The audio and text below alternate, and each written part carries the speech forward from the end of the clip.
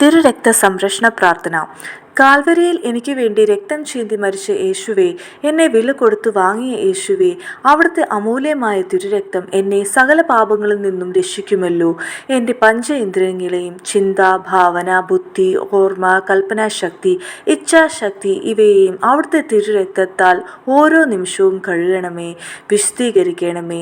ഞാൻ ഇരിക്കുമ്പോഴും കിടക്കുമ്പോഴും ഓരോ പ്രവൃത്തി ചെയ്യുമ്പോഴും സഞ്ചരിക്കുമ്പോഴും അവിടുത്തെ തിരുരക്തത്തിൻ്റെ വലിയ സംരക്ഷണം നിരന്തരം എനിക്ക് നൽകണമേ.